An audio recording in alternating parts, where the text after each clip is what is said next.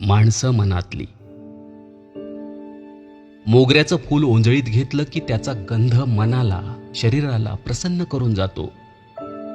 सहवासातील माणसांचं देखील असंच असतं. काही माणसं काही क्षणातच मनाला खूप आवडतात, आपली होऊन जातात. तर काही कितीही सहवासात राहिली तरी त्यांची आतून ओढ नसतेच. चेहरा बघण्यापेक्षा नेहमीच समोरच्याच्या मनात उतरून बघावं. शोधूनही तिथे माणूस पण सापडत नसेल तर त्याचं सुंदर दिसणंही मग किळसवाणं वाटतं. शरीराची सुंदरता वयाबरोबर संपते, तर मनाची सुंदरता शेवटपर्यंत टिकून राहते. शरीराला वय असतं, मनाला ते कधीच नसतं. शेवटी काय, आपण व्यक्तीच्या स्वभावाच्या प्रेमात असतो. शरीर तर निमित्त मात्र असतं.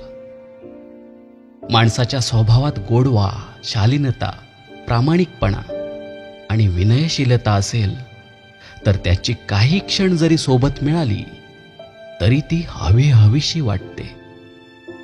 म्हणूनच बाहेर लक्ष दिव्यांची सुंदर आरास असूनही देवघरातील समईच्या तेजापुढे आपण नतमस्तक होतो. आयुष्यात अशी माणसं कधी भेटली तर त्यांच्यावर जीवापाड प्रेम करावं. आपल्या आवडत्या माणसाचं आपल्या सोबत असणं ही आयुष्यातील सगळ्यात मोठी कमाई. ती प्रत्येकाच्या वाट्याला येतेच असं नाही. आजकाल अशी माणसं भेटतात तरी कुठे. नशिबानं कधी भेटलीच तर हळूवार जतन करून ठेवावीत.